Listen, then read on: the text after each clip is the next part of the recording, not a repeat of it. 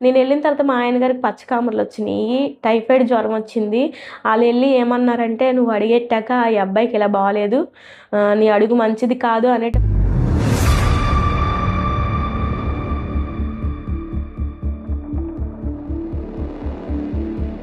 Doctor గారు ఏమన్నారంటే, "అమ్మ పాపకి బోన్ మేరో చేయాలి. బోన్ మేరో చేస్తేనే ఫర్దర్ ట్రీట్మెంటు. చేయకపోతే మాత్రం అది చేయించుకోకపోతే మాత్రం పాప ఇబ్బంది పడతదంటే" "ఏంటి సార్ ఎలా చేస్తారంటే" "అమ్మ ఇది పక్కన బోన్ ఉంటది. ఆ బోన్‌కి గుచ్చి పీచు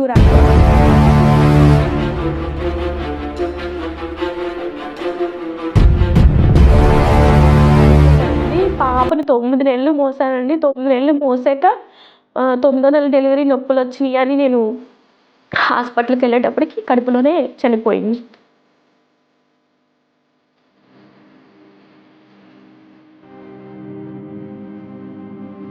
పాపతో ఉన్నోళ్ళందరూ చచ్చిపోయారు. ఈవిడ ఒక్కతే బ్రతికింది. నీ కృప చేతనే నన్ను బ్రతికించితివి యేసయ్యా, నీ కృప చేతనే నన్ను బ్రతికించితివి యేసయ్యా, ఇది నీవిచ్చిన జీవితం, నీ పాదాలకే అంకితం, ఇది నీవిచ్చిన.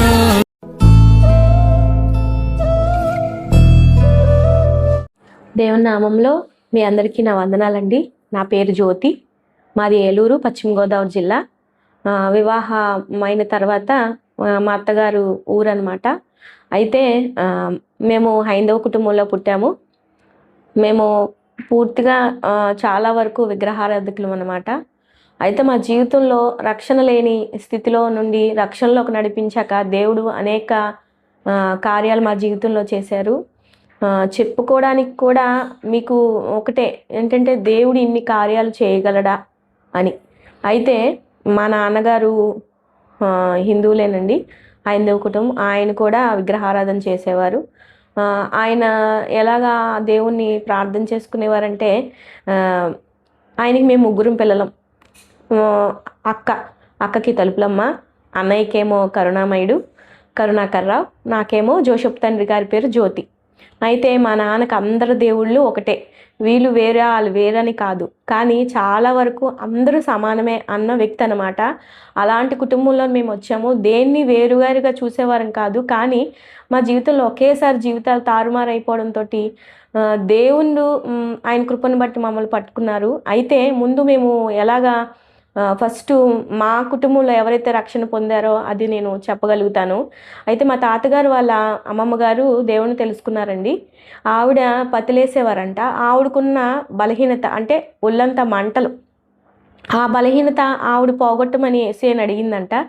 ఆ యేసయ్యని అడిగాక యేసయ్య మాట్లాడి దర్శించి ఆవిడని స్వస్థపరిచాక ఆవిడ దేవుని కృపను బట్టి రక్షింపబడి మా కుటుంబం కొరకు ప్రార్థన చేసి మా తాతగారు రక్షింపబడ్డారు. ఆ తర్వాత మా తాతగారికి ఎనమండుగురు, మా నాన్నగారు 5వ సంతానం. అందరూ రక్షింపబడ్డారు, కానీ మా నాన్నగారు మా పెద్దనాన్నగారు రక్షణ తీసుకోలేదు. ఎందుకు అంటే అందరూ ఒకటే, వీళ్ళు వేరు వాళ్ళు వేరు కాదనుకునే ఉండేవారు. కానీ మా నాన్నగారు మెకానికల్ ఇంజనీరింగ్గా చేసేవారు అనమాట. అయితే మా నాన్నగారిది విజయవాడ, తాడేపల్లి. అక్కడ కొట్లాట్లు, గొడవలు మీకు అందరికీ తెలిసే ఉంటుంది. విజయవాడలో అంతా రౌడీ షీటర్స్ అనమాట. అలాంటి పరిస్థితులు మా తాతగారు అక్కడి నుంచి మా నాన్నగారిని వైజాగ్ పంపించేశారు. వైజాగ్ పంపించేశాక అక్కడ కూడా మా నాన్నగారు ఇలాగే కొట్లాట్లు, గొడవలు, డిస్కషన్స్ చాలా వరకు తను ఒక హుందాతనం అనమాట. మనిషిని చూస్తే భయపడిపోతారు, అంత హుందాగా ఉండేవారు. మెకానికల్ ఇంజనీరింగ్గా చేసేవారంటే ఒక స్థాయిలో ఉండేవారు. డబ్బుకు లోటు ఉండేది కాదు. అతను తాగితే ఒక 10 మంది వరకు అతనితో పాటు కూర్చోవాలి, అలా ఉండేవారు. ఆయన రోడ్డు మీద నడిచెళ్తే, ఆ వీధిలో నడిచెళ్తే ఆడవాళ్ళు కూడా, కూర్చున్న వాళ్ళు కూడా లేచి వెళ్ళిపోయేవారు. అంత మర్యాద ఇచ్చేవారు మా నాన్నగారికి. అంత ఉందాతనంగా ఉండేవారు. అటువంటి స్థితిలో కూడా నేను నాన్నతో ఉండటానికి ఏ మాత్రం భయపడేదాన్ని కాదు. నాన్న కొట్లాట్లకి వెళ్ళినా, గొడవలకి వెళ్ళినా, సెటిల్మెంట్లకి వెళ్ళినా, ఎక్కడికి వెళ్ళినా నాన్నతోనే ఉండేదాన్ని. నాన్న తప్పించి నాకు వేరొక లోకమే ఉండేది కాదు. మా అమ్మ నన్ను ఇంటి దగ్గర ఉండమన్నా, ఆడపిల్లవు ఇంటి దగ్గర ఉండు అని అంటే, లేదు లేదు నేను నాన్నతోనే వెళ్తాను, నాన్నతోనే ఉంటాను. నాన్న ఫ్రెండ్స్ నన్ను ఎత్తి కిందకి దించేవారు కాదు, అంత ప్రేమగా చూసేవారు. అలాగని నాన్నతో ఎక్కడికైనా ప్రయాణం అవ్వాలంటే చాలా ఇష్టం. అలాంటిది మా స్థితి ఒకేసారి మారిపోయింది అని అంటే కొన్ని కొన్ని కారణాలు చాలా వరకు ఉన్నా కూడా దేవుని కృపను బట్టి ఏంటంటే మా నాన్నగారికి నేను, అక్క, అన్నయ్య.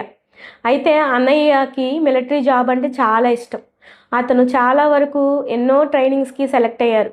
సెలెక్ట్ అయిన తర్వాత కూడా చాలా చిన్న చిన్న మిస్టేక్స్లో కూడా ఆయన ఓడిపోయేవారు అన్నమాట. అలాగని ఒక వ్యక్తికి లంచం ఇచ్చి మాట్లాడిస్తే అతను కూడా ఆ లంచం పెద్ద వ్యక్తికి ఇవ్వకుండా మధ్యలో ఆగిపోవడం వల్ల, అలాగే అన్నయ్య పేరు మీద కొన్ని స్థలాలు కొనడం వల్ల నాన్నగారు చిన్న బాధపడి అన్నయ్యని ఇలా కోప్పడ్డారు. నీ పేరు మీద ఏం కొన్నా, నీ గురించి ఏమి అనుకున్నా నీ పేరు అచ్చుబడలేదురా, నువ్వు అసలు మనిషివి, నీ మీద అదే నువ్వు ఒక ఏది అడుగేసినా అది నష్టమే అవుతుంది అని అనేటప్పటికి చాలా బాధపడి అన్నయ్య ఏం చేశాడంటే, ఎందుకు ఊరేసుకున్నాడో తెలియదు కానీ ఒకేసారి ఆ గదిలోకి వెళ్ళి ఉరేసుకున్నాడండి. అది మేము ఎవరూ లేము, అమ్ముండి అలా బెత్తరపోయింది, నాన్న వచ్చేటప్పటికి ఎవరూ ముట్టుకోలేదు, కేసు అవుతుందని. అప్పటికి కొన ప్రాణం ఉంది కానీ ఎవ్వరూ ముట్టుకోలేదు. అసలు నాన్నగారు ఎలా చేసేవారంటే దేవుడి పని ఎలాగ అంటే దసరా 2000 మందికి భోజనాలు, వినాయక చవితికి ఇలా అన్న సంతర్పణలు, అసలు అక్కడ ఈవెంట్స్ అసలు ఎంత గ్రాండ్గా చేసేవారంటే నాన్న ముందు లేకపోతే వాళ్ళకి కార్యాలు జరిగేవి కాదు. అటువంటి స్థితిలో ఉన్న వ్యక్తిని కొడుకు ఊరేసుకుంటే పలకరించి ఆ టైంలో కొడుకుని కాపాడేవారు కూడా అక్కడ లేరు, ముట్టుకోలేదు. అంటే ఒక కేసు అయిపోతుందని. కానీ అప్పుడు నాన్నగారు తెలుసుకోవచ్చు. ఎందుకంటే నేను ఎంతగా వారిని ప్రేమించి అన్ని విషయాల్లో హెల్ప్ చేసిన వాళ్ళే నా కొడుకు చనిపోయిన స్థితిలో ముట్టుకోలేదు అంటే అది మీకు అందరికీ అర్థమయ్యే ఉంటుంది. కానీ అటువంటి స్థితిలో నాన్నగారు స్వామాలు వేసేవారు, 11 సార్లు స్వామాలు వేశారు. అసలు చాలా విగ్రహారాధన. మళ్ళీ నాగపట్నం వెళ్ళేవాళ్ళమి. మళ్ళీ జోసెఫ్ తండ్రి గారు పెద్ద కాకాని, చిన్న కాకాని, అన్నీ సింహాచలం, అన్నవరం అన్ని గుళ్ళు తిరిగేవారు. నాకైతే జోసెఫ్ తండ్రి గారు చర్చిలో తీసుకెళ్ళి గుండు గీపించేవారు. అన్నయ్యకైతే నాగపట్నం, అక్కేమో తలుపులం లావా. మాకు అన్నీ ఈక్వల్, ఏది మాకు తక్కువ కాదు. అయితే అన్నయ్య ఇలా ఉరేసుకొని చనిపోయారండి. ఆ చనిపోయే స్థితిలో నాన్న ఏమైపోయారంటే డేలా అయిపోయారు. ఇంకా అక్కకి ఏం చేశారంటే 1 సంవత్సరం ముందు సేవకునిచ్చి వివాహం చేశారు. మేము చెప్పాం కదా అందరినీ ఈక్వల్గా మేము ఉండేవాళ్ళమని. మా చిన్నత్త, మా పెద్దనాన్న, మా పెద్ద బాబాయ్ వాళ్ళందరూ దేవుని తెలుసుకున్నారు. వాళ్ళు సంబంధం చూసి మా అక్కకి క్రైస్తవ వివాహం చేశారనమాట. ఆయన వచ్చి మా నాన్నగారికి సువార్త ప్రకటిస్తే ఆయన మాట కూడా మా నాన్న వినేవారు కాదు. అల్లుడన్న గౌరవం కూడా మా నాన్న ఇచ్చేవారు కాదు. అల్లుడంటే నాకు భయపడాలి అన్న స్థితిలో నాన్నగారు ప్రవర్తించేవారంట. ఆ స్థితిలో నేను కూడా ఆ బావగారు వచ్చి నాకు సువార్తను ప్రకటిస్తే ఆయన కూడా నేను గసిరేసేదాన్ని, మీ పని మీరు చూసుకొని వెళ్ళండి అంటే. అల్లరిగా పెరిగాను. అంటే ఒక టీచర్ కొట్టినా, ఎవరైనా తిట్టినా నాన్నకొచ్చే చెప్పేదాన్ని. ముద్దులు కూతుర్లు అనమాట. నేను ఏదైనా అన్నాక, నేను ఏదైనా తీసుకున్నాక, నేను తీసుకున్న వస్తువు తర్వాత నా వెనకాతల అక్క, అన్నయ్య తీసుకోవాలి. అలా అంత కోపంగా, అంత మూర్ఖత్వం, అదొక అల్లరితనం, నాకు తెలియని తనం. ఇంట్లో ఉండాలని నాకు అనిపించేది కాదు. కానీ అన్నయ్య ఎప్పుడైతే చనిపోయాడో అప్పటి నుంచి ఆ ఇల్లు ఉరేసుకున్న ఇల్లు కాబట్టి 6 నెలలు క్లోజ్ చేయాలని అన్నారండి. ఆ 6 నెలలు క్లోజ్ చేసి మేము వేరే ఇంటికి వెళ్ళిపోవడం జరిగింది, మా ఇంకొక సొంత ఇంటికి. అయితే నాన్నతో అప్పటి వరకు నేను ఉన్నాను కదా, నాన్నలోనే తిరిగేదాన్ని. అప్పటి నుంచి నాన్న ఏడుస్తుంటే నాన్న చూసి తట్టుకోలేక చాలా ఇబ్బంది పడ్డాను. అంటే నాన్న ఇప్పటి వరకు నాతో ఉన్నారు, ఇప్పుడు అన్నయ్య చనిపోగానే డేలా అయిపోయారు, ఇప్పుడు నాన్న తప్పితే నాకు ఎవరు లేరే, నాన్న ఏడుస్తూ కూర్చుంటున్నాడు, అమ్మ ఏడుస్తుంది, అక్క వెళ్ళిపోయింది, నా పరిస్థితి ఏంటో నాకు అర్థం కావట్లే. అలాగా నేనున్న స్థితిలో నేను ఒకటే ప్రార్థన చేసుకునేది ఏమంటే, మాకు ముగ్గురు సమానమే కదా, ఎవ్వరు నాకు ఏ దేవుడు ఏసైని నాకు ఏది నచ్చితే కృష్ణుడు, నాకు ఏది నా వెంకటేశ్వర స్వామి అందరూ ఒకటే అని అందరినీ అడిగేదాన్ని. ఎవరైనా మా నాన్న ఏడుపు తగ్గించండి, మా నాన్న బాగోవాలి, మా నాన్న హ్యాపీగా ఉండాలి, మా అమ్మ ఏడుపు తగ్గాలి, మా ఇంట్లో కొద్దిగా సమాధానం రావాలని ఏది నాకు నోటుకొచ్చినట్టు మాట్లాడేదాన్ని. అప్పుడు వరకు నాకు మాట్లాడి తీరే రాదు. అసలు వాళ్ళు పూజలు చేసినా వాళ్ళ దగ్గర ఎక్కడైనా మా తాతగారు వాళ్ళ ప్రార్థనలో నన్ను కూర్చోమన్నా నేను కూర్చునేదాన్ని కాదు. అప్పటి నుంచి నాకు ఎందుకో అనిపించింది, ఇప్పుడు 14-15 సంవత్సరాలు అప్పుడు నాకు కూడా చాలా బాధ అనిపించి నాలో నేను బాధపడుతూ నాకు తెలియని స్థితి. అయితే అప్పటి నుంచి మాకు ఒక వ్యక్తి మా ఇంటికి ఒక ఆవిడ రావడం జరిగిందండి, గ్రేస్ మారీ గారు. ఆవిడ వచ్చి మాకు సువార్తను ప్రకటించింది. అమ్మ ఇలా రా, వచ్చి నాతో ఉండు, నీకు హ్యాపీగా నేను అక్కడ కూర్చోబెడతాను, చర్చిలో అందరితో ఉండు కానీ పాటలు పాడదు కానీ అంటే నేను రానండి ఏమనుకోకండి అని 2-3 సార్లు అలాగే చెప్పాను. నాన్నకి సువార్త ప్రకటిస్తే అన్నయ్య మీరు ఇలా ఉండండి, మీరు హ్యాపీగా ఉంటారంటే వెళ్ళిపో అని గసిరేసేవారు. మళ్ళీ తిరిగి వచ్చి అన్నయ్య మీకు కాలు పట్టుకుంటాను రండి, మీరు హ్యాపీగా ఉంటే చూడాలనుకుంటున్నాను, దేవుడు మీకు సమాధానం ఇస్తాడండి, ఏసైలో మీరు ఉందరుగానంటే నాకు ఏసై గురించి తెలుసు, నువ్వు వెళ్ళిపో అని అనేవారు. అయితే ఈవిడ చెప్తున్న మాటలు నాకెంత ఆకర్షణీయమయ్యాయి అంటే, ఎందుకో రమ్మంటుంది కదా వెళ్దామని దేవుడి సన్నిధికి వెళ్ళిన తర్వాత అక్కడ జాన్ గారు మేరీ గారు అని వాళ్ళ సేవకులు అనమాట. ఈవిడ సువార్త చేసి కొన్ని ఆత్మలను అక్కడ రక్షించి వాళ్ళకి సంఘంలో చేర్చేవారు. అలాగా మేము వెళ్ళడం జరిగింది. వెళ్ళినాక అక్కడ నేను వెళ్ళిన కొన్ని రోజులకి వాళ్ళ ప్రేమను తెలుసుకున్నాను. వాళ్ళు ఎప్పుడైతే నాన్న ప్రేమను విడిచిపెట్టానో అప్పటి నుంచి నేను యేసయ్య ప్రేమకి దగ్గర అయిపోయాను అనమాట. పాటలు పాడడం, దేవుళ్ళలో ఉండడం, సువార్త ప్రకటించడం, అక్కడ ఉన్న సంఘం పరిచర్య చేయడం, అక్కడ నాకు ఎంత సంతోషం అనిపించింది. ఆత్మకి రక్షణ ఎలాగైతే దేవుడు అనుగ్రహిస్తాడో మనసుకు కూడా చిన్న నెమ్మది అనిపించింది. అయితే నేను ఆత్మకు రక్షణ కొరకైతే నేను వెళ్ళలేదు, కానీ నాకు మనశ్శాంతి గురించే వెళ్ళాను. కానీ దేవుడు నాకు నా ఆత్మకు రక్షణ కూడా దేవుడు అనుగ్రహించారు. నేను 2003లో బాప్తిసం తీసుకున్నాను. 2001లో దేవుడిని తెలుసుకున్నాను.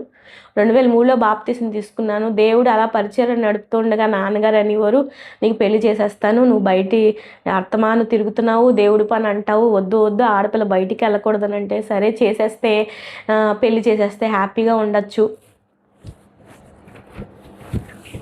నా భర్తతో హ్యాపీగా దేవుడి పని చేసుకోవచ్చు, చేస్తే క్రైస్తవులు చేస్తారు కదా అన్న ఆలోచన వచ్చింది. అలాగే మా నాన్నగారు ఏం చేశారంటే, వేరేగా వెళ్ళిపోతే కుదరదు, నా అక్క కొడుకునిచ్చి వివాహం చేస్తే నా దగ్గరే ఉంటుందన్న ఆలోచనతోటి 21 రోజులు ఉపవాసం ఉండి ప్రార్థన చేసుకుంటే దేవుడు మంచిగా వివాహం జరిగించారు. జరిగించిన తర్వాత అక్కడికి వెళ్తే వాళ్ళు కూడా ఆదివారం క్రైస్తవులు మాత్రమే.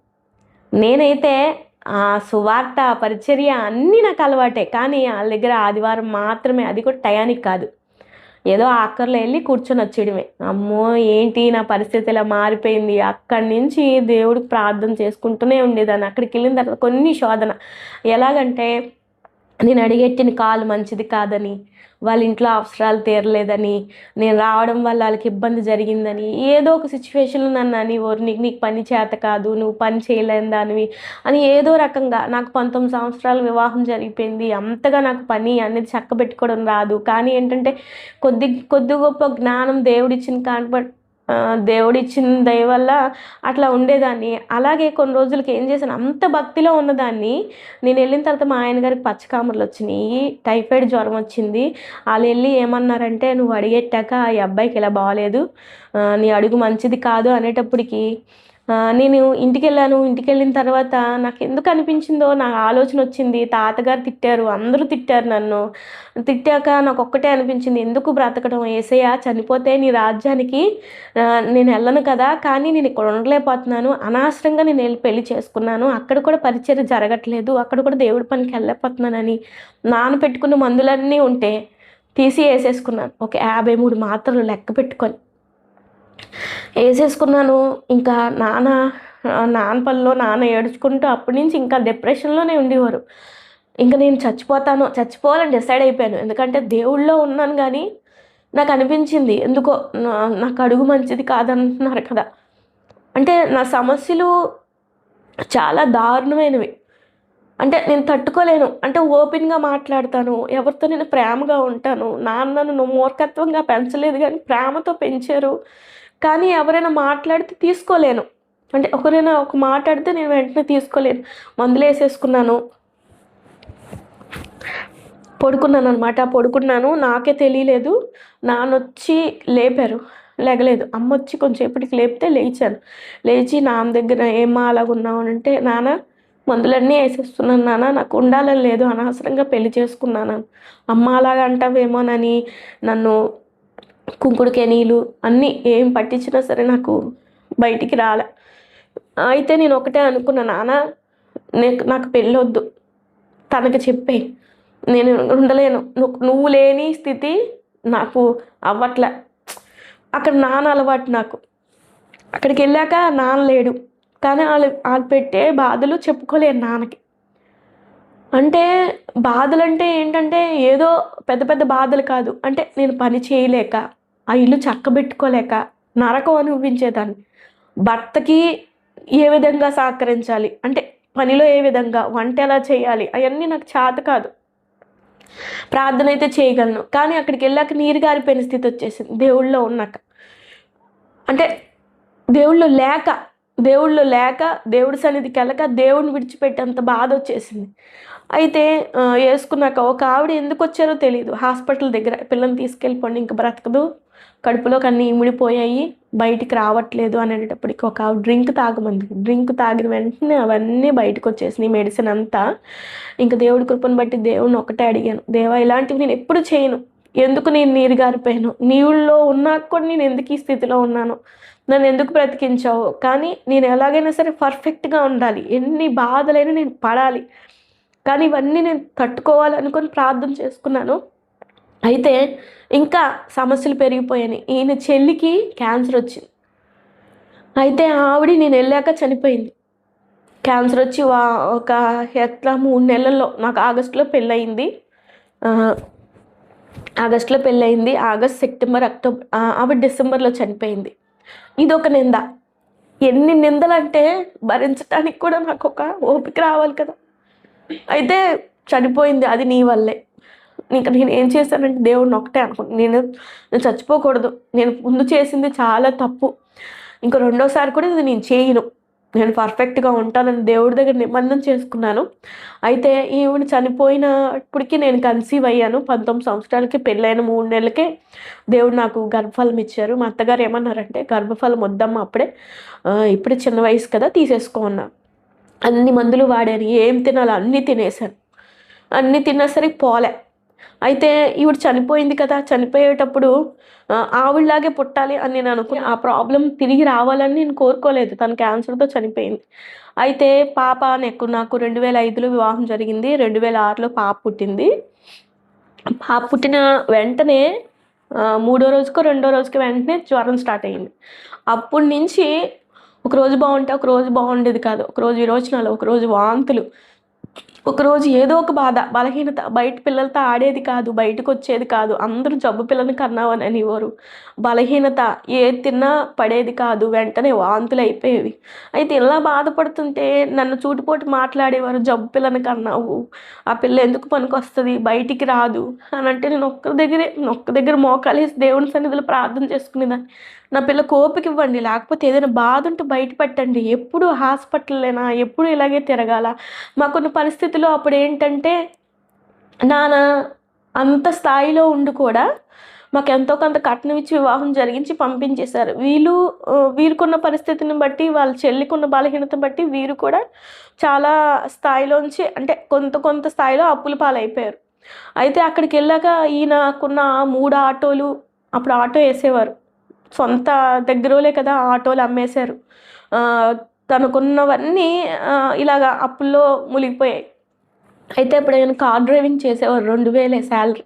ఆ 2000 రూపాయలు ఇంట్లో సరిపెట్టుకోవాలంటే చాలా ఇబ్బంది పడేవాళ్ళం. కానీ ఆ 2000లో కూడా మేము దశంభాగం తీయబట్టి దేవుడు మనల్ని ఒక స్థాయిలో ఉంచుతారన్న ఆలోచన మీద ఆ 2000లో దశంభాగం తీయడానికి ఈయన ఇబ్బంది పడినా తీసి దేవుడికి బట్టి అది అలా సరిపోయేవి. అయితే ఈ బాలేని పరిస్థితుల్లో హాస్పిటల్కి తిప్పడం, తీసుకురావడం ఏమీ తోచదు, అసలు చాలా భారం అయిపోయి దేవుని సన్నిధిలో ప్రార్థన చేసుకుంటే దేవుడు ఒక్కటే చూపించేవాడు, ఈ అరిచేతుల మీద పట్టుకొని పాపను తీసుకెళ్తున్నట్టు ఇదే చూపించేవాడు. అయితే నేను ఎక్కడికి తీసుకెళ్తున్నాను అనేది నాకు ఆలోచన వచ్చేది కాదు. ఇలాగా 5 సంవత్సరాల వరకు పాప గురించి బాధపడుతూనే ఉన్నా. నాకు పెళ్ళయి పాప 2006లో పుట్టి ఏడో నెల 14వ తారీఖుని పుట్టి 14, 15, 16వ తారీఖు నుంచి జ్వరం ఎప్పుడైతే వచ్చిందో 2006లో, అప్పటి నుంచి 2010 వరకు పాపతో పడతానే ఉన్నా. అలాగా పాపతో ఇన్ని బాధలు పడుతున్నాను. ఈ మధ్యలో ఈ 5 సంవత్సరాల్లో నా సిచ్యువేషన్ ఏంటంటే, ఫస్ట్ పాప కదండి, పాప పుట్టిందని చెప్పాను. పాప పుట్టిన ఒక 2-3 నెలలు, ఒక 5 నెలల తర్వాత మా అత్తగారు ఏం చేశారంటే, గవర్నమెంట్ హాస్పిటల్కి వెళ్తే నూపేస్తారమ్మా అన్నారు. అది టీ ఆకారంలో, ఇనుప ఆకారంలో ఉంటుంది. అది గర్భసంచిలోకి పిల్లలు పుట్టకుండా గ్యాప్ గురించి వేస్తారు. అది వేయించుకొని వచ్చిన తర్వాత ఒక సంవత్సరం వరకు చాలా బాధపడ్డాను. చాలా చాలా ఇబ్బందులు పడ్డాను. అది గుచ్చుకుపోయేది, నరకం చెప్పుకోలేక, ఎవరు తీయక, ఏమైనా అంటారేమోనని బాధపడి ఇంకా ఏం చేశాను, తెగించి హాస్పిటల్కి వెళ్ళి తీపించుకోవడానికి వెళ్తే అక్కడ డాక్టర్ గారు అన్నారు, ఎక్కడికి పడిపోయిందమ్మా, లేదు అన్నారు. లేదు అనేటప్పటికి నాకు బాధ అనిపించి, అప్పటికి నేను ఏం చేసేదాన్ని అంటే, ఈ సువార్తల కాట్లకి పెళ్లి కాకముందు వెళ్ళేదాన్ని కదా, ఈ మధ్యలో ఏం చేసేదాన్ని అంటే, దేవుడు నాకు ఏదో ఒక రకంగా సాయం చేస్తారు, దేవుళ్ళో ఉండాలని ఏదైనా చర్చికి వెళ్ళి ఆ చర్చిలో తడిగుడ్డెట్టడం, ఆ చర్చి తొడవడం, బూజులు దొడపడం, లేదంటే ఏదైనా పరిచర్య చేయడానికి వెళ్ళిపోయేదాన్ని. అంత దేవుడి పని అంత ఆశగా ఉండేదాన్ని. అంటే ఆయనకి ఏదైనా నేను చేస్తే నాదొక ఏంటంటే, అదొక ఏదంటారు దాన్ని, స్వార్థం. నా స్వార్థం ఏంటంటే, నేను దేవుడి గురించి చేస్తే దేవుడు నాకు చేస్తాడని నమ్మకంతో నా బిడ్డ విషయంలో అప్పటికి బాధపడుతున్నాను కదా, ఇంకా నా గురించి కూడా దేవుడు కనికరిస్తాడని ఆ చర్చి తుడిచి వచ్చి చాలా పరిచయం చేసేదాన్ని. అప్పుడు దేవుడు ఏంటంటే బయలుపరిచారు, ఆవిడ లేదు పడిపోయింది అన్నది కదా, అప్పుడు మళ్ళీ స్కానింగ్ చేయించుకొని గర్భసంచిలో ఉంది. గర్భసంచిలోకి వెళ్ళిపోయిందమ్మా, గర్భసంచి పనికిరాదు, ఇక్కడ తీసేయాలి, అది సెప్టిక్ అయిపోయింది, తీయించుకోవడానికి రేపు రమ్మన్నారు. నేను ఒకటే ప్రార్థన చేసుకున్న, ఇంటి దగ్గర గర్భసంచి తీసేస్తే మళ్ళీ పిల్లలు ఉండరు కదా, ఒక పాపతో నేను ఎలాగో బాధపడుతున్నాను, మళ్ళీ పిల్లలు లేకపోతే నాకు ఎట్లా అవుతుందని ప్రార్థన చేసుకొని దేవుడి దగ్గర కన్నీరు కార్చి నేను ప్రార్థన చేసుకుని దేవుని సన్నిధిలో నేను హాస్పిటల్కి వెళ్ళేటప్పటికి ఒక వ్యక్తి నాతో మాట్లాడి, అమ్మ నేను ఇలా నీకు చేపిస్తా పద అని చెప్పి ఆయన తీసుకెళ్లారండి. తీసుకెళ్ళి మన ఏలూరులో నిర్మలాదేవి దగ్గరికి తీసుకెళ్తా ఆవిడ దగ్గరుండి క్లీన్ చేయించి ఏమీ కాదని చెప్పి పంపించేశారండి. ఎంత పేగు కుళ్ళిపోయింది, అదంతా సెప్టిక్ అయిపోయి బాగా కిలుం పట్టేసింది అనమాట. దాన్ని క్లీన్ చేసి ఎన్నిపోస్కి ఇంజెక్షన్ ఇచ్చి పంపించేశారు. తర్వాత చాలా జాగ్రత్తగా ఉండి ఒక సంవత్సరం తర్వాత దేవుడు మళ్ళీ నాకు గర్భఫలం ఇచ్చారు. గర్భఫలం ఇచ్చిన తర్వాత పాప కడుపులో పడింది. పాపని 9 నెలలు మోసానండి. 9 నెలలు మోసాక 9వ నెల డెలివరీ నొప్పులు వచ్చినాయి అని నేను హాస్పిటల్కి వెళ్ళేటప్పటికి కడుపులోనే చనిపోయింది. డాక్టర్ గారిని అడిగితే, ఏమోనమ్మా నాకు తెలీదు, ఎందుకు చచ్చిపోయిందో తెలీదు, కానీ నీకు డెలివరీ అవ్వకపోతే మాత్రం సర్జరీ చేయాలి అన్నారు. నేను ఒకటే ప్రార్థన చేసుకుని, చిత్తమయ్యి బిడ్డ బయటికి వచ్చి ఫ్రీ నార్మల్ అయితే బిడ్డ బ్రతుకుంటే అది నీ కృప, లేకపోతే ఆపరేషన్ చేసే విషయం వద్దని ప్రార్థన చేసుకుంటే అది కూడా దేవుడు ఫ్రీగా నార్మల్గా డెలివరీ అయ్యేటట్టే చేశారు. కడుపులోంచి వచ్చిన బిడ్డ చచ్చిపోయింది. చాలా అసలు నాకు ఎంత బాధ అనిపించిందంటే, 9 నెలలు మోసిన బిడ్డ నేను చేతులారా అంటే దేవుళ్ళో నేను ఉన్నాను అంటే దేవుడు ఇన్ని సమస్యలు ఇచ్చాడా అని మీరు అనొచ్చు. నేను ఎట్లా అంటే, ఇన్ని సమస్యలు వస్తాయి కాబట్టే దేవుడు నన్ను ఆయన కృపలో తన రక్షణలో నన్ను ఉంచారని నేను నమ్ముతున్నాను. ఎందుకంటే అదే నేను రక్షణలో లేకపోతే ఇన్ని సమస్యలు తట్టుకునేదాన్ని కాదు. కానీ ఒకసారి పడిపోయాను, కానీ మళ్ళీ పడిపోకూడదనే పర్ఫెక్ట్గా నేను దేవుళ్ళో నిలబడటానికి దేవుడు నన్ను బలపరిచారు, తన ఆత్మచేత నన్ను నడిపించారు. అలాగే ఇన్ని సమస్యలు ఇంకా చాలా ఉన్నాయండి. ఎందుకంటే ఈ సాక్ష్యాన్ని మీకు అందరికీ తెలియచేయాలని నేను కోరుకుంటున్నాను. దేవుడు ఎవరికైనా బాధ కలిగినా ఇబ్బంది కలిగినా వారినంట ప్రేమించి దేవుడు తన ప్రేమతో మాట్లాడి తనకి రక్షణ ఇచ్చి తన ఈ సమస్యలన్నింటినీ గట్టెక్కించే మార్గం ఇస్తారంట. అలాగా నేను రక్షణ పొందకపోతే, దేవుళ్ళు లేకపోతే ఇన్ని సమస్యల నుంచి నేను విడుదల పొందేదాన్నే కాదు. అయితే ఫ్రీగా డెలివరీ అయిపోయింది, అవ్వకపోతే సర్జరీ అన్నారు. కానీ దేవుని కృపను బట్టి నేను ఒకటే ప్రార్థన చేసుకున్నాను, ఫ్రీగా డెలివరీ అయిపోవాలి, సర్జరీ అయితే సెకండ్ ప్రెగ్నెన్సీకి, థర్డ్ ప్రెగ్నెన్సీకి ఉండదు అనుకున్నాను. అప్పుడు పాప తర్వాత నువ్వు పెంచుకున్నాను, దానివల్ల బాగా సఫర్ అయ్యాను. అది పేగులన్నీ లాగి బయటికి తీసేటప్పటికి చాలా ఇబ్బంది పడ్డాను. ఆ తర్వాత ఈ ఇన్ఫెక్షన్ అన్న ఈ పాపకు అంటుకుపోయి తను చనిపోయిందనమాట. అయితే మూడోది దేవుని కృపను బట్టి పాపతో ఇట్లాగా బాగోలేదు అట్లా పాపతో హాస్పిటల్కి తిప్పుతానే మళ్ళీ ఒక 1 ఇయర్ 8 మంత్స్ తర్వాత మళ్ళీ నాకు ప్రెగ్నెన్సీ వచ్చింది. డాక్టర్ దగ్గర చూపించుకుంటే డాక్టర్ గారు ఏమన్నారంటే చాలా జాగ్రత్తగా ఉండాలమ్మా, రెస్ట్ తీసుకోవాలన్నారు. సరే అనుకొని బాబుకి 5వ నెల వచ్చింది, పాపకి 5వ సంవత్సరం వచ్చింది. అయితే పాపను స్కూల్లో జాయిన్ చేశాను. పాప స్కూల్కి వంక పెడుతుంది, ఏడుస్తుంది, వెళ్ళట్లేదు అనుకున్నానేమో కానీ పాపకు బాగోలేదు, కాళ్ళు అవుతున్నాయి అని అంటుంటే నేను అనుకున్నాను వంక పెడితే ఉండిపోతుందేమో, వంకలు పెట్టి ఉండిపోవడానికి ప్రయత్నిస్తుంది అనుకున్నాను. కానీ 2 కాళ్ళు చాలా వరకు పని చేయలేదన్నమాట. కాళ్ళు 2 పడిపోయాయి, నడవలేకపోతుంది, చాలా ఇబ్బంది పడుతుంది. అయినా సరే స్కూల్లోకి తీసుకెళ్ళి కూర్చోబెట్టినా సరే వాంతులు అయిపోయేవి, విరోచనాలు అయిపోయేవి, చాలా ఇబ్బంది పడేది, జ్వరం తగ్గేది కాదు. ఎన్ని మందులు వాడాను జ్వరం తగ్గడానికి. ఒక మెడిసిన్ కాదు చాలా మెడిసిన్స్ ఇచ్చేవారు. ఆ తర్వాత డాక్టర్ గారిని అడిగితే అన్ని టెస్టులు టైఫాయిడ్, మలేరియా, డెంగ్యూ అన్ని టెస్టులు చేసినా ఏమీ లేదనేవారు. కానీ సెలైన్ పెట్టి ఇంటికి పంపించేశాక ఒంటి నిండా ఏమైందంటే బ్లడ్ క్లాట్ అయిపోయింది. డాక్టర్ గారు మళ్ళీ తీసుకెళ్ళేటప్పుడు పాపకు ఒక టెస్ట్ చేయాలమ్మా అన్నారు. ప్లేట్లెట్స్ టెస్ట్ చేశారండి. అప్పటికి ఇన్ని సఫర్ అవుతున్నా సరే నేను ఒక్కటే ధైర్యంగా ఉండేదాన్ని, ప్రార్థన చేసుకునేదాన్ని, ఏలో కూడా ఇబ్బంది పడేదాన్ని కాదు. నాకు దేవుడు కూడా అన్ని విధాల దగ్గరుండి అన్ని విషయాల్లో అమ్మ వచ్చేది కాదు, నాన్న వచ్చేవాడు కాదు, అత్త మామూలు వెనకాతలు వచ్చేవారు కాదు, భర్త కూడా తను కష్టపడకపోతే నా చేతిలోకి డబ్బులు వచ్చేవి కాదు. హాస్పిటల్కి తీసుకెళ్ళాలి, ఏ అవసరమైనా సరే నేనే పిల్లల్ని అన్ని విధాలా నేనే దగ్గరుండి తీసుకెళ్ళేదాన్ని. కానీ ఏమైందంటే ఒకసారి ఆ టెస్టులు చేసేటప్పటికి డాక్టర్ గారు ఏమన్నారంటే అమ్మ పాపకు ప్లేట్లెట్స్ 20,000కి వచ్చాయి, ఇంకా WBC వచ్చి 1800కి పడిపోయింది, ఇంకా పాప బ్రతకదమ్మా, క్యాన్సర్ అనుకుంటా, తీసుకెళ్ళిపోండి హాస్పిటల్కి, పెద్ద హాస్పిటల్కి తీసుకెళ్ళాలి మీరు అని అన్నారండి. వెంటనే ఈయనకి ఫోన్ చేస్తే ఈయన వచ్చారనమాట. ఈయన వచ్చి ఒకటే అన్నారు, ఏంటి మనకేంటి ఎప్పుడు బాధలే, ఎప్పుడు కష్టాలే, ఈ కష్టాలు బాధల నుంచి మనం ఎప్పుడు విడుదల పొందుతామంటే నేను ఒకటే అన్నాను, శ్రమ రావడం మేలే, మేలనక అతను గొప్ప విజయం దేవుడు దాచిపెట్టి ఉంచుతాడు. మన దేవుడు ఎప్పుడైనా నమ్మకస్తుడు, ఆయన మీద ఆధారపడితే మనకి ఏదైనా కాదు. నా చెల్లి కూడా చనిపోయింది కదా, ఇప్పుడు నా కూతురు కూడా ఇదే బాధ వచ్చింది ఏంటి అని చెప్పి బాధపడ్డారు. కానీ దేవుడి దయ వల్ల అన్ని విషయాల్లో దేవుడు మాకు సహాయం చేశారండి. ఇంటికి వచ్చేసాము. ఇంటికి వచ్చిన తర్వాత మాకెక్కడున్న ఏలూరులో సంబంధించిన క్యాన్సర్ హాస్పిటల్కి తీసుకెళ్ళామండి, వంగయ్యగూడెం. అక్కడైతే ఇది చాలా పెద్ద క్యాన్సర్ అంట, ఒక పార్ట్ది కాదు, మొత్తం బాడీ అంతా. అయితే అక్కడ లేదన్నారు. విజయవాడ మణిపాల్కి తీసుకెళ్ళాము. అక్కడ కూడా 20 లక్షల వరకు అడిగారు. అయితే అక్కడ ఆన్కాలజిస్ట్ లేరు, తీసుకురావాలమ్మా అన్నారు. 2010లో అప్పుడు ఇంకా కొత్తగా కడుతున్నారనమాట. అయితే ఆశ్రమ హాస్పిటల్కి తీసుకెళ్ళాము. వాళ్ళు కూడా ఇక్కడ అవ్వదమ్మా, జాగ్రత్త, పాప చచ్చిపోతుంది, ఎప్పుడు ప్రాణం పోతుందో తెలీదు, పాప బాగా వేడి, ఒళ్ళంతా కాలిపోతుందని అనగానే మాకు ఆరోగ్యశ్రీ ఉండాలన్నారండి. ఆరోగ్యశ్రీ కూడా లేదు. కానీ 3 రోజుల్లో దేవుడు మాకు ఆరోగ్యశ్రీ ఇచ్చారు. అది కూడా సంఘం అంతా వచ్చి ప్రార్థన చేశారు. అలాగే ఆ సంఘ ప్రార్థన దేవుడు విని, నా ప్రార్థన విని 3 రోజుల్లో ఆరోగ్యశ్రీ వచ్చింది. ఆరోగ్యశ్రీ తీసుకొని నా మెడలో ఉన్న తాడు తాకట్టు పెట్టి 20,000 రూపాయలకి మేము పాపను తీసుకొని హైదరాబాద్ నిమ్స్కి వెళ్ళిపోయాము. నిమ్స్కి వెళ్ళిన తర్వాత డాక్టర్ గారు ఏమన్నారంటే పాపను చూశారు. పాపను చూసిన తర్వాత పాప విషయంలో ఒకటే మాట్లాడారు, అమ్మ పాప 2 సంవత్సరాల ట్రీట్మెంటు, 10 రక్తం ప్యాకెట్లు, ఇంకా మీరు పైపొచ్చి డబ్బులు పెట్టుకోవాలి, ఒక 10 లక్షలు అన్నాను కదా, ఒక 10-15 లక్షల వరకు పెట్టుకోవాలి, మీరు పెట్టుకోగలిగితే జాయిన్ చేయండి, లేదంటే తీసుకెళ్ళిపోండి అన్నారు.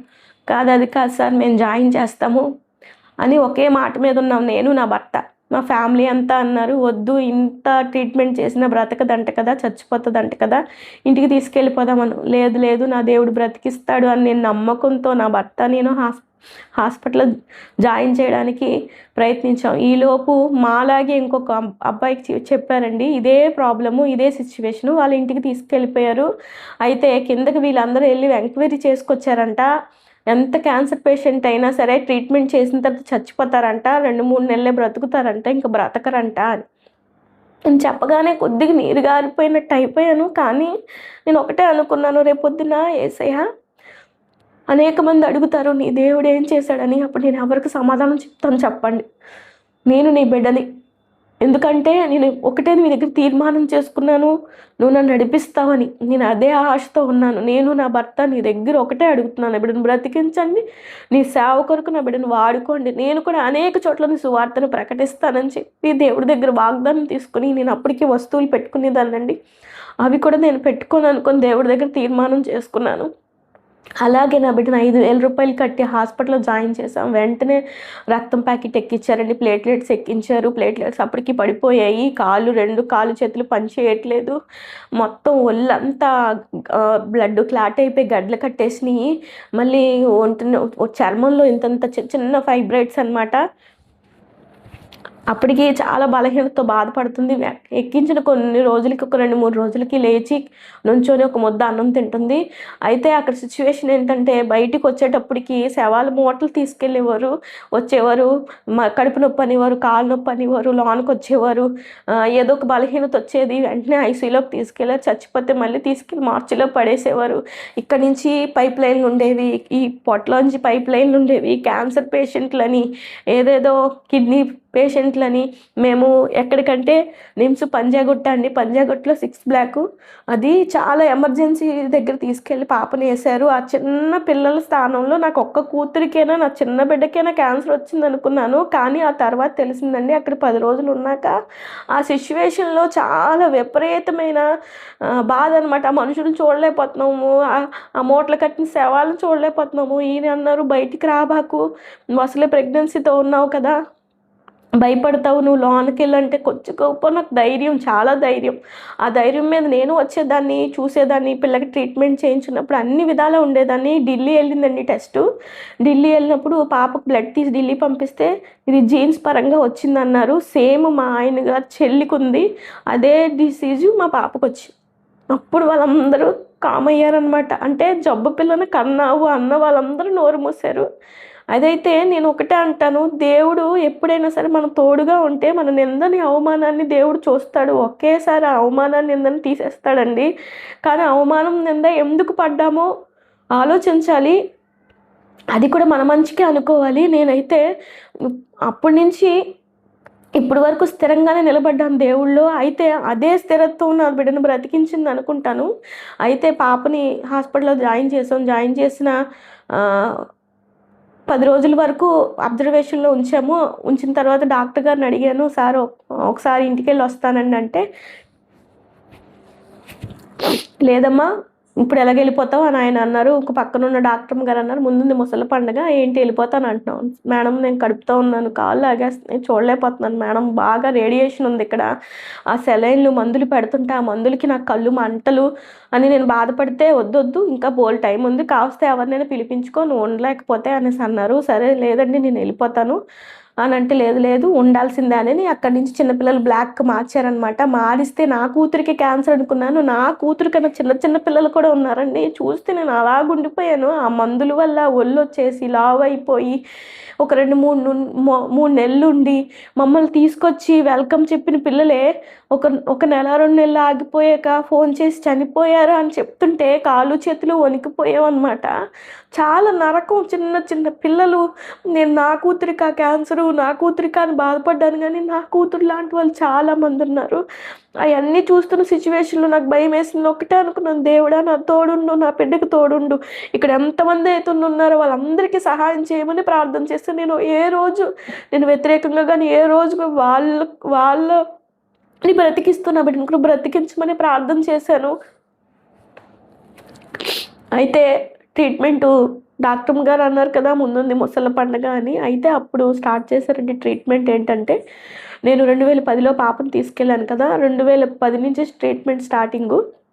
అది 9వ నెల. ఎన్నుపోసకి ఇంజెక్షన్ చేస్తారండి, బల్ల మీద పడుకోబెట్టి మనిషిని నిలువుగా పడుకోబెట్టి ముడుకులకి తల ఆంచి ఇలా వంచి ఎన్నుపోస గుచ్చుతారండి ఇంజెక్షన్. అది గుచ్చేటప్పుడు ఆ ఎన్నుపోసలోంచి వాటర్ పడాలి. అది గుచ్చాక అది వాటర్ పడకపోతే మళ్ళీ అది తీసి మళ్ళీ వేరే సూది గుచ్చుతారు.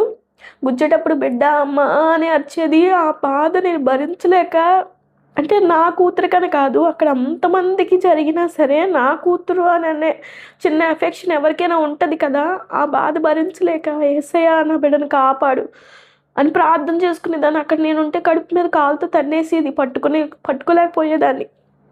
ఆ టైంలో ఆ డాక్టర్లే దేవుళ్ళలాగా సహాయం చేసి నా బిడ్డ విషయంలో ఆ ఇంజెక్షన్ చేసేటప్పుడు ఒక నరకం అండి. అది గుచ్చి వాటర్ తీసేటప్పటికి మళ్ళీ అది గుచ్చేటప్పటికి వాటర్ రాకపోతే మళ్ళీ ఇంకొక 10 cc సిరంజ్ తీసి పక్కన పడేసి వేరే సైడ్ గుచ్చేవారు. అది గుచ్చేటప్పుడు ఒక నరకం కాదు, అరికాలు మొదలుకెళ్ళి తల వరకు సర్రమని నరం లాగేసేది. అంటది, అమ్మా నాకు లోన ఏదో అయిపోతుందమ్మా అన్నట్టు మాట్లాడేది. అయితే అది అయిపోయిందండి. కీమోస్ ఎక్కిచ్చేవారు. కీమోస్ ఎలాగంటే సెలైన్‌లో రెడ్ కలర్ మందు ఎక్కిచ్చేవారు. వారానికి ఒకటనమాట. అది ఎక్కిచ్చేటప్పుడు పళ్ళల్లోంచి, చిగురులోంచి బ్లడ్ వచ్చేసేది. నోట్లోంచి బ్లడ్ వచ్చేసేది. వాంతులు, విరోచనాలు, అసలు ముద్ద అన్నం తినేది కాదు. నోరు కూడా పుండైపోయేది. ఆ మందు ఎక్కిచ్చేటప్పటికి లోనకెళ్ళినప్పుడు అది ఆ మందు పనిచేసే విధానం ఏంటంటే లోనున్న క్యాన్సర్ పురుగుని తినాలనమాట. అది తినేటప్పుడు ఏమవుతదంటే బాడీలో ఉన్న పార్ట్స్ అన్నీ ఒక రియాక్షన్ ఇస్తుంటాయి అనమాట. వేడిగా అయిపోద్ది శరీరం, ముఖమంతా తెల్లగా అయిపోద్ది. అసలే తెల్లగా ఉండేదేమో చాలా ఇబ్బందిగా ఫీల్ అయ్యేది. అసలు అన్నం నోట్లోకి వెళ్ళటానికి కూడా వెళ్ళేది కాదు. అన్నీ మంచం మీదే చూస్తూ ఉండలేకపోయేదాన్ని. నాకు సహాయం ఎవరు ఉండేవారు కాదు. ఎప్పుడు ఆకలేస్తుంది, ఎప్పుడు లెగుస్తుందో కూడా నాకు తెలిసేది కాదు. ఎప్పుడు మగతలోనే ఉండేది. నాకు తినటానికి కూడా ఆ పిల్లని చూస్తే నాకు తినాలనిపిస్తుంది. అందరూ అనేవారు, నువ్వు కడుపుతో ఉన్నావు కదమ్మా, అలా తినకపోతే ఎలాగా? లేదండి, నాకు ధైర్యంగానే ఉంటానని ప్రార్థన చేసుకునేదాన్ని. ఆ మంచం దగ్గర అలా కూర్చొని నాకు ప్రార్థన ప్రార్థన ప్రార్థన ప్రార్థన తప్ప నాకు ఏమీ తెలిసేది కాదు. నా దగ్గర ఒక ఫోన్ ఉండేది, అది కూడా చిన్నది. నాకు ఎవ్వరు చేసేవారు కాదు, ఈయన తప్ప. అది ఎప్పుడో 2 రోజులకు ఒకసారి చేసేవారు. ఈయన 10 రోజులు ఉండి వెళ్ళిపోయారు. ఈయనకి మరి డ్యూటీకి వెళ్ళకపోతే జీతం రాదు. కానీ ఆ కడుపుతో నేను ఒక్కదాన్ని శవాల మధ్యలో అర్ధరాత్రి ఏదైనా కావాలంటే కిందకి దిగి ఒకటే ప్రార్థన చేసుకునేదాన్ని. 5 లీటర్లు అందరూ ఏ పడితే ఆయన నీళ్ళు తాగేసేవారు. కానీ పాపకు అన్ని జాగ్రత్తలు చేసుకుంటూ 5 లీటర్లు తిని నడుము మీద పెట్టుకొని ఈ కడుపును మోసుకొని దారిలో ఒకటే అనుకునేదాన్ని, యేసయ్యా ఎప్పుడు నాకు ఈ బాధ నుంచి విడుదలిస్తావు, నాకెందుకు ఈ శ్రమ ఇచ్చావు, కానీ ఈ శ్రమ మేలుకే, కానీ నాకు గొప్ప విజయాన్ని నువ్వు ఇస్తావని నమ్మకంతో నేను ఉన్నానని చెప్పి ప్రార్థన చేసుకుని అలాగే 1 కిలోమీటర్ దిగాలి, 1 కిలోమీటర్ ఎక్కాలి. అది కూడా ఎత్తు. నిమ్స్ చాలా మందికి తెలిసే ఉంటుంది. అసలు చాలా భయంకరమైన స్థితి అనమాట అది. అయితే పాపని అలా ట్రీట్మెంట్ జరుగుతుందండి. జరుగుతుండగా అది ఎన్నుపోసకి ఇంజెక్షన్స్ అన్నాను కదా, అలాగ వారానికి ఒకటి ఇచ్చేటప్పుడు వారానికి 5-6 సార్లైనా, లేకపోతే 2 సార్లైనా, లేకపోతే 3 సార్లైనా పొడిచేవారు. అది పొడిచిన ప్రతి నొప్పిని భరించేది. అది కూడా యేసు నామములో అది ప్రార్థన చేసుకునేది పాప. యేసయ్యా అనుకుని ఉండేది. మందులు వేసుకుంటే ప్రార్థన చేసుకునేది, టానిక్ వేసుకున్న ప్రార్థన చేసుకునేది. అలాగే స్పృహ లేకపోయినా మగతలోనైనా సరే అది ఒకటి రోజు ఐవీ లైన్ ఉండాలి. ఐవీ లైన్ ఒక నరం కనబడకపోతే ఇంకొక నరానికి చాలా ట్రీట్మెంట్ అండి. ఆ ట్రీట్మెంట్లోనే చచ్చిపోతారు అసలు. కానీ అన్నీ ఎదుర్కొని నా బిడ్డ బ్రతికిందంట, దేవుని కృప మాత్రమే. ఎన్నుపోసకి ఇంజెక్షన్ ఇచ్చేటప్పుడు ఎలాగైతే పొడుస్తారో ఇక్కడ కూడా ఈ నరంలోంచి పొడుస్తుంటే బ్లడ్ వచ్చేది కాదు. ఇక్కడి నుంచి పొడిచే, లేకపోతే వేలికి కాలుకి అలా పొడుస్తూనే ఉండేవారు. బ్లడ్ రోజు తప్పించి రోజు బ్లడ్ ఇక్కడ తీసేవారండి. అదే ప్లేస్ మార్చేవారు కూడా కాదు. ఇవన్నీ సూదిపోట్లే. ఈ నరానికి వచ్చేది కాదు, ఒక నరం మాత్రమే పనిచేసేది. ఆ నరానికి మాత్రమే తీసేవారు. నరం చిన్నపిల్ల కదా, 5 సంవత్సరాలు కదా, కనబడేవి కాదు. పెట్టిన దానికే పెట్టి నరకం అనమాట. కానీ దానికి మాత్రం ప్రతి దానికి యాక్సెప్ట్ చేసేది, ఇబ్బంది పెట్టేది కాదు, ఏడ్చేది కాదు. కానీ అమ్మ అని కళ్ళు మూసుకునేది, లేకపోతే యేసయ్యా అని పక్కకు తిరిగిపోయేది. అలాగా ఒక 4 రోజులు ట్రీట్మెంట్ అయిపోయిందండి. అప్పటికి 15 రోజుల వరకు మేము అక్కడే ఉన్నాము. ఆ తర్వాత డాక్టర్ గారు ఇంటికి వెళ్ళి రమ్మన్నారు. ఇంటికి వెళ్ళిన 2 రోజులకి జ్వరం వస్తే మళ్ళీ తిరిగి పాపను తీసుకొని మళ్ళీ హాస్పిటల్కి వచ్చాను. ఈ 5 నెలల కడుపుతో ఈ 5 సంవత్సరాల బిడ్డని మళ్ళీ హాస్పిటల్కి నిమ్స్కి ఏలూరు నుంచి మళ్ళీ రిజర్వేషన్ లేకుండా మళ్ళీ వచ్చేదాన్ని. ఏ రోజు రిజర్వేషన్ ఉండేది కాదు. ఎన్నిసార్లు కడుపుకి చేతులు తగిలినా సరే, ఎక్కడ కడుపులో ఉన్న బిడ్డకి పిండం తగిలి ఏమవుతుందా అన్న ఏ రోజు కూడా నేను భయపడేదాన్ని కాదు. చేతులు అడ్డం పెట్టుకునేదాన్ని. ఒకసారి రిజర్వేషన్ లేకపోతే భుజాల మీద పాపను కూర్చోబెట్టుకునేదాన్ని ఒక మొగరాయిలాగా. ఎందుకంటే నాకు నాన్న ఇచ్చిన ధైర్యం, యేసయ్య ఇచ్చిన బలము. నేను ఎప్పుడైతే బలపరచబడ్డానో ఆ స్థానంలో దేవుడిని ఉంచానన్నమాట. ఎందుకంటే నా తండ్రి నాకు తోడుగా ఉన్నాడని.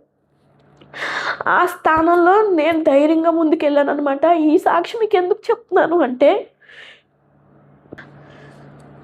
అయితే మళ్ళీ నేను ప్రయాణమై వచ్చేసాను కదండీ! ఇయన్నీ నాకు ఒక లెక్కలో కూడా చూసేదాన్ని కాదు. ఎంత బాధపడినా సరే దాని గురించి నేను ఆలోచించేదాన్ని కాదు. ఎందుకంటే దేవుడికి తెలియకుండా ఏది మన దగ్గరికి రాదు. ఏ సమస్య అయినా, శోధనైనా మన దగ్గరికి రాదు. దేవుడికి తెలిసే ఇచ్చాడు. ఇన్ని సమస్యలు అనుభవిస్తున్నాను కాబట్టి ఈ బాధల నుంచి దేవుడు నన్ను విడిపిస్తాడని నమ్మకంతో, ధైర్యంతో ముందుకెళ్ళేదాన్నండి. అయితే నా వెనకాతల ఎవరైనా ఒక వ్యక్తి వచ్చేవారు. కానీ వాళ్ళకి కూడా నేను ఎక్కువ సపోర్ట్ ఇచ్చేదాన్ని కాదు. ఎందుకంటే వాళ్ళు ఒక రోజు, 2 రోజులు వచ్చేవారు. ఉండలేకపోయేవారు కాదు. భయపడిపోయి వెళ్ళిపోయేవారు. ఎందుకంటే అక్కడ భయంకరమైన స్థితి అనమాట. తినటానికి తిండి సరిగ్గా ఉండేది కాదు. ఆరోగ్యశ్రీ అన్నం ఒకటే బాగుండేది. కూరలు అవి బెల్లంతో ఉండేవి. రూ. 10 ఆ ప్రియా పచ్చడి కొనుక్కొని తినేదాన్ని. ఇంటి దగ్గర అంత సదుపాయంతో ఉన్నదాన్ని, కడుపుతో అన్ని రకాలు తినాల్సిందని అక్కడికి వెళ్ళి ఏమీ ఉండేవి కాదు. అయినా సరే నేను ఏ రోజు, ఇప్పుడు మీకు ఎందుకు చెప్తున్నానంటే తినే తిండి విషయంలో కూడా మనం మాట్లాడాలి. ఇప్పుడు రోజుల్లో ఎవరైనా సరే ఒక ముద్ద పెట్టకపోతే దాన్ని ఎంచుతాం. అది కూడా లేని పరిస్థితిలో ఉన్న స్థితి గురించి ఆలోచిస్తే ఇది ఆశ్చర్యం అనిపిస్తుంది కదా. అలాగే పాపకి ట్రీట్మెంట్కి నేను తీసుకొచ్చేసాను. అక్కడ ఏం చేశారంటే డాక్టర్ గారి దగ్గరికి వెళ్ళాను. డాక్టర్ గారు ఏమన్నారంటే, అమ్మ పాపకి బోన్ మేరో చేయాలి. బోన్ మేరో చేస్తేనే ఫర్దర్ ట్రీట్మెంటు, చేయకపోతే మాత్రం అది చేయించుకోకపోతే మాత్రం పాప ఇబ్బంది పడుతుందంటే, ఏంటి సార్ ఎలా చేస్తారంటే, అమ్మ ఇది పక్కన బోన్ ఉంటుంది. ఆ బోన్కి గుచ్చి పీచు రక్తం ముక్క తీస్తారు. అది టెస్ట్కి పంపిస్తారు. అందులో బాగా వస్తే పర్వాలేదు, లేదంటే మళ్ళీ పాపని కీమోస్ ఇవ్వాలి. ఆ కీమోస్ కూడా తట్టుకొని మళ్ళీ బోన్ మేరో చేయాలి. అన్నిటికీ ఆవిడ యాక్సెప్ట్ చేస్తేనే అవుతుంది లేదు ఫస్ట్ అటెంప్ట్లోనే పాపకి బోన్ మేరో సరిగ్గా రావాలని ప్రార్థన చేసి పాపని థియేటర్లోకి పంపిస్తే, నా ముందే ఒక వ్యక్తికి తీస్తున్నారు. ఇంత చిటికిన వేలు ఉంది. ఆ చిటికిన వేలు ఇదంతా హోలు, ఇదంతా సూది, అది పక్కన గుచ్చి కండ, పైన చర్మం, కండ, పీచు దుమ్ములోంచి తీసి గుచ్చుతున్నారనమాట. అదే విధంగా నా కూతురికి చేశారు. ఇంత హోల్ పెట్టేటప్పటికి నేను అదే అనుకున్నా, అసలు మత్తు కూడా ఇవ్వలేదు. అలా తట్టుకునే శక్తి ఆ బిడ్డకి ఎలాగ వస్తుంది యేసయ్య, నువ్వు తట్టుకునే శక్తి ఇవ్వమంటే అలాగే ఆశ్చర్యకరంగా అది చేయించుకున్నాను. బయటికి పంపించేశారు. నేను చూస్తే తట్టుకోలేకపోతున్నాను. చాలా బాధ అనిపించింది. అయితే వెళ్ళేటప్పుడల్లా ఒక చాక్లెట్ ఇచ్చేవారు. ఈవిడ చిన్నపిల్ల కాబట్టి. అయితే డాక్టర్ గారు ఎత్తుకొని తీసుకెళ్ళేవారు అనమాట. చాలా ప్రేమగా ఉండేవారు. దేవుడిని బట్టి అందరూ నాకు సహకారంగానే ఉండేవారు. అయితే అదే నా ముందు చేసిన ఒక ముసలి వ్యక్తి ఏమో కుంటుకుంటూ వస్తున్నాడు. ఈవిడ హ్యాపీగా ఆనందంగా వచ్చింది బయటికి. నాకు ఎంత సంతోషం అనిపించిందో. దేవుడు గొప్ప కార్యం అసలు. అది మీరు ప్లాస్టర్ తీసి, అంటే నేను ప్లాస్టర్ తీసి చూసేటప్పటికి అది ఎంత హోల్లో ఉంది అసలు. నాకు చాలా బాధ అనిపించింది. అది మళ్ళీ ట్రీట్మెంట్ చేసాక కూడా రిపీట్గా చేస్తే ఎంత బాధ. కానీ ఒక్క టెస్ట్లోనే పాపకి యాక్టివ్ వచ్చింది. యాక్టివ్ వచ్చి ఫర్దర్ ట్రీట్మెంట్ ఏంటంటే రేడియేషన్ చేయాలంటే పాప యాక్సెప్ట్ చేయాలి. ఒక స్ట్రెచ్చర్ ఉంటుంది. స్ట్రెచ్చర్ మీద పడుకోబెట్టి ఒక వేడి నీళ్ళల్లో అట్ట ముంచి అది మొహం మీద పెట్టి దాని మీద మార్కింగ్ గీసి రేడియేషన్ రూమ్లోకి తీసుకెళ్ళాలి. ఒక ఫేస్ ఆకారంలో. అది పెట్టుకోకపోతే మాత్రం పాపను లోనకి తీసుకెళ్ళరు. అది 2-3 సార్లు ట్రై చేసిన పాప ఏడ్చేస్తుంటే ప్రార్థన చేసుకున్నాను. డాక్టర్ గారు ఇంకొక సలహా ఏం చెప్పారంటే, పాపకు చిన్న మత్తు ఇచ్చమ్మా, స్ట్రెచ్చర్ మీద పడుకోబెట్టి ఆ రేడియేషన్ రూమ్లోకి తీసుకెళ్ళి గీతలు చేద్దాము, ఇలా ఎలాగో వేడి నీటిలోని పెట్టట్లేదు కదా అని అన్నారు. సరే అని చెప్పి, సార్ మరి ఎంతవరకు అంటే, రేపు 12 వరకు అమ్మ పాపకి ఏం పెట్టకంటే, అప్పటికి గ్యాస్ బండ్లు, సెలైన్లు, ఆక్సిజన్లు తీసుకొస్తున్నారు. అప్పుడు తీసుకొస్తుంటే పాపకని అనుకోలేదు. డాక్టర్ గారి దగ్గర తీసుకెళ్ళినాక చిన్న మత్తు ఇచ్చారు. మత్తు ఇచ్చిన తర్వాత పాపకి ఎక్కపోతే స్ట్రెచ్చర్ మీద పడుకొని పైకి 2 ఫ్లోర్లు పైకి తిరగాలన్నమాట. అది రేడియేషన్ కణాల్లోకి వెళ్ళాలి పాప. అది కానీ వెళ్ళేటప్పుడు గబుక్కుమని కిందకు చూస్తే పైనుంచి కిందకి పడిపోతే తల పగిలిపోద్ది. కుదురుగా ఉండాలి. బెల్టులు పెట్టినా ఎన్ని పెట్టినా. చాలా ఇబ్బందిగా డాక్టర్ గారు మాట్లాడుతున్నప్పుడు ఆ మత్తు ఇచ్చారు. మత్తు ఇచ్చిన తర్వాత ఎక్కలేదు. మళ్ళీ ఇంకొక డోస్ ఇచ్చారు. డోస్ ఇచ్చిన తర్వాత పాపకి హార్ట్ బీట్ స్లో అయిపోయింది. డాక్టర్ గారు లోనకి తీసుకెళ్ళారు. సెలైన్ అన్నీ నన్ను తెమ్మన్నారు. అప్పటికి నాకు ఏం చెప్పలేదు. లోనకి తీసుకెళ్ళిన తర్వాత మార్కింగ్ గీశారు. నేను గబగబా ఎన్నిసార్లు నేను బయటికి వెళ్ళేటప్పటికి అన్నీ డౌన్ అనమాట. స్ట్రెచ్చర్ వెళ్ళేవే, చాలా జాగ్రత్తగా నడవాలి. కానీ కంగారుగా నడిచిన దేవుడు తన కృపలో అంత ప్రెగ్నెన్సీ విషయంలో నాకు ఒక్క ఇబ్బంది కూడా కలిగించి, ఎన్నిసార్లు జారిపడినా దేవుడు తన కాపుదలు ఉంచేవారు. అయితే గబగబా వెళ్ళి సెలైన్ తెచ్చేటప్పుడు డాక్టర్ గారు ఏమన్నారంటే, పాపకి హార్ట్ బీట్ ఆగిపోయిందమ్మా, చాలా జాగ్రత్తగా చూసుకోవాలి, ఇదే రోజు అయితే చాలా ప్రాణాలు పోయే ప్రమాదం ఉందనేటప్పటికి పాప ఏదో ఒక హార్ట్ కోల్పోయిన అదే స్లోగా అప్పటికి ఇవన్నీ పెడుతున్నారు, ఆక్సిజన్ లైన్ పెడుతున్నారు. నేను ఒకటే ప్రార్థన చేస్తున్నా, బిడ్డ బ్రతకాలి, రోజు పెడితే పిల్ల పిచ్చిదైపోతుంది, మత్తి ఇవ్వకూడదు, తనంతలు తను జాగ్రత్తగా ఉండాలని అనుకొని నేను ప్రార్థన చేసుకుని పాపను అబ్జర్వేషన్లో ఉంచమన్నారు. అబ్జర్వేషన్లో ఉంచారు. నేను మంచం దగ్గర కూర్చొని అలాగే ప్రార్థన చేసుకున్నాను. సాయంత్రం కల్లా పాప నయమైపోవాలి, కోలుకోవాలి, పాప అంతటి పాప తానే వెళ్ళాలనుకున్నాను. పాప ఒకటే అంది సాయంత్రం లేచి, అమ్మ నాకు ఆకులు వేస్తుంది, నేను రోజు మత్తిచ్చుకోను, నేను వెళ్ళిపోతాను, నువ్వు రోనకి రాబాక అన్నదండి. దేవుడు ఎలాగ పలికించారు ప్రతి మాట. నేను ఒకటే చెప్తాను, నాకు నా తండ్రి తర్వాత తండ్రి యేసయ్యే. నా తండ్రి కన్నా నా ముందు యేసయ్యే. కానీ ఏమంటే తండ్రి ప్రేమ ఎప్పుడైతే కోల్పోయానో అప్పటి నుంచి నా తండ్రి నా యేసయ్య మాత్రమే. అప్పటి నుంచి దేవుడు నాకు అన్ని విధాలా సహాయం చేస్తూనే ఉన్నారండి. రోజు 10 రోజులు బిడ్డ రేడియేషన్ పెట్టుకుంది, ఒక బాధ కూడా రాలేదు అసలు. అప్పటికే హెయిర్ సగం లాస్ అయిపోయింది. అయినా సరే ఏమైందంటే పాపకి చిగురులోంచి అవి బ్లడ్ అయిపోతుంది, బ్లాకిష్గా అయిపోతుంది, యూరిన్ రాదు, చాలా సైడ్ ఎఫెక్ట్స్ వస్తాయి. కానీ ఒక్క ప్రాబ్లం లేకుండా రేడియేషన్ దేవుడి కృపను బట్టి 10 రోజులు జాగ్రత్తగా దేవుడి దగ్గరుండి జరిగించారు. అయిపోయిన తర్వాత పాపని ఎలా తిప్పాలి అంటే డాక్టర్ గారు ఏమన్నారంటే, అమ్మ నువ్వు పాపని 2 సంవత్సరాలు ట్రీట్మెంట్ అన్నాను కదా, ఎలా తీసుకురావాలంటే నేను అక్కడ 3 నెలలు ఉన్నానండి. ఫస్ట్ 1 నెల కీమోసు, సెకండ్ రేడియేషను, 3వ నెల ఏంటంటే లూనేజ్ ఇంజెక్షన్స్. అవి కూడా రోజు తప్పించి రోజు స్కిన్కి ఇస్తారు. అవి ఒక్కొక్క ఇంజెక్షన్ 1500 అనమాట. అలాగ 3 నెలలు ఉన్నాను. తర్వాత డాక్టర్ గారు ఏమన్నారంటే, మా పాపని ఇంక ఇంటికి తీసుకెళ్ళి వారాలు తీసుకురా, ఈ సోమవారం వస్తే మరి అదే సోమవారం తీసుకురావాలి. అలాగ 3 నెలలు, మళ్ళీ 15 రోజులు అయ్యో 3 నెలలు, మళ్ళీ నెలలు అయ్యో 3 నెలలు, అలా తిప్పాను అనమాట. వారానికి 7,000 రూపాయలు డబ్బులు, వారానికి 7,000, 10,000, ఒక్కొక్క ఇంజెక్షన్ 1,500, సెలైన్లు, సైడ్ ఎఫెక్ట్స్ వస్తే ఏదైనా ప్రాబ్లంలు, జ్వరం వస్తే పొద్దున్న 350, సాయంత్రం 350, రాత్రికి 350 ఇంజెక్షన్ చేయించాలి. డబ్బులు చాలా కఠినమైపోయినాయి. మా పరిస్థితి నాకు అర్థం కావట్లేదు. అప్పటికి నేను ఇంటి దగ్గర నుంచి వెళ్ళి రావడం వల్ల, నేను ప్రెగ్నెన్సీతో ఉన్నాను కదా, బాబుగాడికి 11 నెలలు వచ్చేసినాయి, బరువు మొయ్యలేకపోతున్నాను. 11 నెలలు వచ్చినా సరే పాపతో నేనే ఉండేదాన్ని, ఎవరు పాప దగ్గర ఉండేవారు కాదు, పాప ఎవరితో వెళ్ళేది కూడా కాదు. అంతకీ బెడ్ రెస్ట్ రాసినా సరే ఒక్కరోజు కూడా నేను కడుపుతో ఉన్నట్టు ఏ రోజు కూడా నేను బాధపడేదాన్ని కాదు. అది ఏమి కాదు, దేవుడు కాపుదలు ఉంటుంది అనుకుని ప్రార్థన చేసుకుని దాన్ని సిలువ వేసుకునే దాన్ని. అయితే 11 నెలలకి దేవుడు నొప్పులు కూడా నాకు రాలేదండి. చాలా ఇబ్బంది పడ్డాను. డాక్టర్ గారు ఏమన్నారంటే, జాయిన్ అవ్వాలమ్మా హాస్పిటల్లో అన్న. నేను జాయిన్ అవ్వనండి, పాప ఇంటికాడ ఉంటుంది, ఇక్కడ ఉంటే ఇన్ఫెక్షన్ వస్తుంది అంటే, ఎప్పుడు నొప్పులు వస్తే అప్పుడు రామ్మా అనేవారు. అయితే నొప్పులు రాకుండానే నేను వెళ్ళాను. కానీ బాబుగారిని ఏమన్నారంటే, 40,000 అవుతుంది, ఇద్దరిలో ఎవరో ఒకరు బతుకుతారు, బాబు ఎదురుకాళ్ళు ఉన్నాడు అని అనగా నేను ఒకటే ప్రార్థన చేసుకున్నాను. ఇప్పటికే పాపకి ట్రీట్మెంట్కి వాళ్ళు డబ్బులు అవుతున్నాయి, నేను ఇక్కడ డబ్బులు పెట్టుకోలేనని గవర్నమెంట్ హాస్పిటల్కి వెళ్ళానండి. 2,000 రూపాయలతోటి బాబు 4.5 కేజీలు పుట్టాడు. సర్జరీ చేశారు. ఒక్క సైడ్ ఎఫెక్ట్ కాదు కదా, బాబు చక్కగా 4.5, ఒక్క బాధ కూడా లేదు.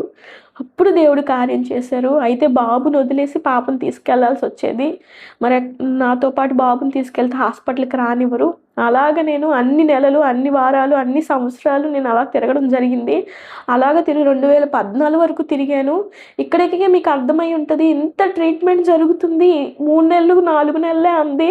2014 వరకు ఎలా తిరిగిందని ఒకసారి ఆలోచించారా? అక్కడ నా దేవుడు ఏం చేశాడంటే, ఇన్ని నెలలు అంటే పాపతో ఉన్న వాళ్ళందరూ చచ్చిపోయారు, ఈవిడ ఒక్కరితో బ్రతికింది, ఒక్కరు కూడా లేదు.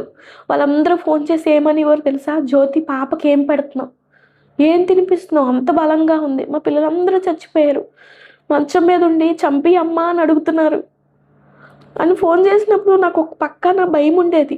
అప్పటికి ఏమనివ్వరంటే బోన్ మేరో ట్రాన్స్ప్లాంటేషన్ చేయిద్దాము, ఆ చేయించాక 10 లక్షలు కావాలి, అందరినీ డొనేట్ చేస్తే ఎవరు సెల్స్ పనికొస్తాయో పాపకేస్తే బ్రతుకుతుందంట, అలా బ్రతికించు, లేకపోతే ఎలాగైనా చచ్చిపోద్దని మనుషులు చాలా నిరుత్సాహంగా మాట్లాడేవారు. నేను ఒకటే అనుకున్నాను, నా దేవుడు నా బిడ్డను బ్రతికిస్తాడు. ఇన్ని సమస్యలు వచ్చినా దేవుడు ఎందుకు ఇలా చేసావో నేను ఏ రోజు దేవుడిని శోధించలేదు, బాధ పెట్టలేదు, ఇబ్బంది పెట్టలేదు.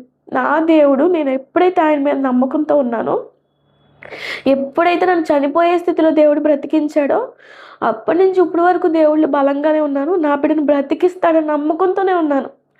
అయితే బోన్ మేరో ట్రాన్స్ప్లాంటేషన్ అన్నారు కదా, అన్ని విషయాల్లో అందరి దగ్గర అడగడానికి ప్రయత్నించాను. కానీ డాక్టర్ గారి దగ్గరికి వెళ్ళి మీరు ఫైల్ మీద సంతకం చేసి పేపర్ మీద సంతకం చేస్తే పేపర్లో వేస్తాను సార్, 10 లక్షల రూపాయలు వస్తుందని అంటే డాక్టర్ గారు ఏమన్నారంటే 2010, 11, 12 వరకు తిప్పానండి. అయితే అప్పటి వరకు నా బిడ్డ బ్రతకడం గొప్ప. 4 నెలలు 5 నెలలు ఉండే నా కూతురు, అప్పటికి 3 సంవత్సరాల వరకు దేవుడు గట్టెక్కిచ్చాడు. అప్పటి వరకు కీమోస్ ఎక్కిస్తున్నాను, ఏనుపోసుకి ఇంజెక్షన్ చేయిస్తున్నాను, అప్పటికి అన్ని లూనేజ్ ఇంజెక్షన్స్ అన్నీ చేపిస్తున్నాను. చేపించేటప్పటికి ఇంకా డాక్టర్ గారిని ఒకటే అన్నాను, డాక్టర్ గారండి ఇంకెన్ని సంవత్సరాలు తిరగాలండి అంటే, డాక్టర్ గారు తిరగాలమ్మా, బ్రతుకున్న రోజులు తిరగాలి, ఎప్పుడు ఎలా ఉంటుందో తెలియదు, అసలు బ్రతకడం గొప్ప, కానీ ఇంతవరకు వచ్చిందంటే బిడ్డ అది దేవుడిచ్చిన గొప్ప ధన్యత అంటే వాళ్ళ వేలో వాళ్ళు మాట్లాడారనమాట, మన వేలో మాట్లాడలేదు, వాళ్ళ వేలో మాట్లాడి డాక్టర్ గారు అన్నారు, ఇంకో 2 నెలలు రా సార్, డబ్బులకి ఇబ్బంది అయిపోతుంది సార్, పేపర్లో వేద్దాం అనుకుంటున్నాను, 10 లక్షలు అయితే బోన్ మేరో ట్రాన్స్ఫర్ చేస్తారంటే, అక్కర్లేదమ్మా బోన్ మేరో ట్రాన్స్ఫర్ నీకు ఎందుకు, ఈ వారం నీకు డబ్బులు లేవా, అయితే ఇదిగో తీసుకో 7,000 రూపాయల మందులు అని చెప్పి ఆయన ఇచ్చేవాడు. అయితే మందులకి రోజు తప్పించి రోజు ఇంజెక్షన్ చేయించాలి, 1500 ఇంజెక్షన్ అనేదాన్ని కదా. అయితే నాకు ఆ డబ్బులు లేక 7,000 రూపాయలు ఖర్చు పెట్టడానికి కూడా నా దగ్గర చేతులు ఆడక ఒక స్తంభం దగ్గర నుంచొని ఆ డాక్టర్ గారి దగ్గర చేతులు కట్టుకొని డాక్టర్ గారు వచ్చినంత వరకు అలా నుంచొని ఆయన దగ్గర మిగిలిపోయిన ఇంజెక్షన్లు ఇస్తే తీసుకొచ్చి ఇంటి దగ్గర చేయించేదాన్ని. ఏ రోజు అప్పులు అయిపోవాలి, ఇబ్బంది పడాలి, ఎలా బ్రతకాలని ఆలోచన వచ్చేది. కానీ కొన్ని విషయాల్లో కొంత ఆలోచన అడిగితే ఇస్తారు కదా, దేవుడు అడగద్దని అనలేదు కదా, దొంగతనం చేస్తే తప్పు అని అన్నాడు, కానీ దొంగతనం చేయకుండా అడిగి తీసుకుంటే తప్పు లేదని చెప్పి డాక్టర్ గారి దగ్గర చేతులు కట్టుకొని ఉంచొని డాక్టర్ గారండి ఇవ్వండి అని బతిమలాడితే ఆయన ఇచ్చిన 2 ఇంజెక్షన్లు తీసుకెళ్ళి ఇంటి దగ్గర చేయించేదాన్ని. అంత ట్రీట్మెంట్లు దేవుడు సహాయం చేసేవారు. అయితే పాపని ఇలాగా తిప్పుతూ ఉండగానే డాక్టర్ గారు అన్నారు, అమ్మ పాపకి సార్ ఇంకెన్ని అంటే ఈ వారం వచ్చే వారం తీసుకురా అమ్మ, ఇంకా పై వచ్చే వారం నుంచి మందులు ఆపే అన్నారు. సార్ మరి మందులు ఆపడం ఏంటి సార్ అని అంటే, మందులు ఆపియచ్చమ్మ, మీ పాప క్యాన్సర్ తగ్గిపోయింది అన్నారు. నేను యేసయ్యకి వందనాలు చెప్పి చాలా సంతోషపడ్డాను. అది కూడా చచ్చిపోవడం కూడా ఆ ట్రీట్మెంట్ పనికి రాకపోతే అది ఏమవుతుందో అనేది కూడా చెప్తాను. ఏంటంటే ముందు కళ్ళు పనిచేయవు, కళ్ళు కనబడవు, ఆ తర్వాత ఈ స్కిన్లోంచి బ్లడ్ లీక్ అయిపోద్ది, యూరిన్లోంచి బ్లడ్ లీక్ అయిపోతుంది, మోషన్లోంచి బ్లడ్ పడిపోతుంది, ఇంకా కాళ్ళు చేతులు పనిచేయవు, 3 నెలలు 4 నెలలకే మందులు ఇంకెవ్వరు ఇంటికి తీసుకెళ్ళిపోమంటారు, ఒక 5-6 నెలలు మంచం మీద ఉండే అమ్మ నీ కాలు పట్టుకుంటాను నన్ను చంపే అని బతిమలాడతారు. ఎందుకంటే అది పడే నరకం ఏంటంటే ఆ పురుగు అనేది అలా తింటా ఉంటుంది.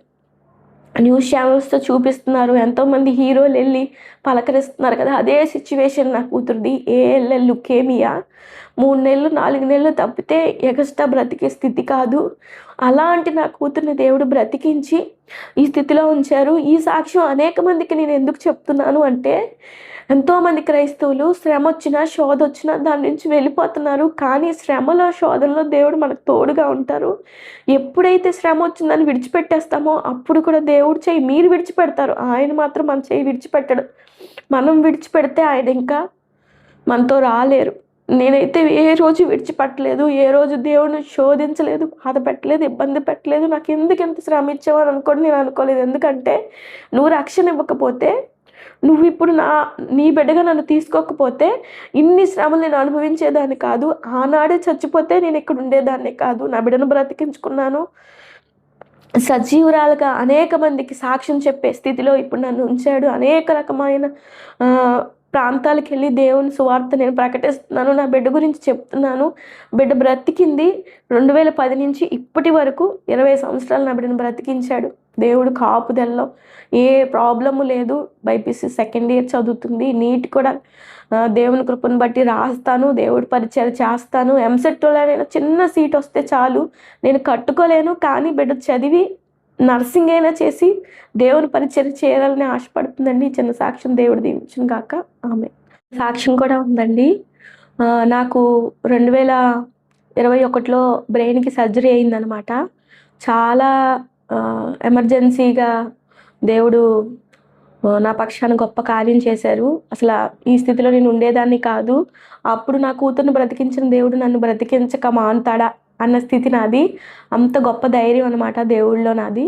అయితే నాకు ఒక 2021లో ఆపరేషన్ అయింది కదా అన్నాను కదా, దానికి 2 సంవత్సరాల ముందు నాకు కళ్ళు తిరిగేవి, కాళ్ళు చేతులు వణుకులు వచ్చేసేవి, నడక సరిగ్గా పడేది కాదు, కళ్ళు పనిచేసేవి కాదు. సువార్తకు కూడా చాలా మట్టికి ఆపేశాను. చాలా ఇబ్బంది పడ్డాను. అనేక హాస్పిటల్కి తిరిగాను. ఎన్నిపోస లాగుతున్నా, కాళ్ళు లాగుతున్నా, కళ్ళు కనపడకపోయినా, అనేక మందులు వాడుతుంటే ఈయన తిట్టారు. ఎందుకు అన్ని మందులు వాడుతున్నావు, ఏంటి, ఎందుకు ఇలా తయారవుతున్నావు, మందులు వాడకూడదు, మళ్ళీ ప్రాబ్లం అవుతుంది అని అంటే మానేశాను.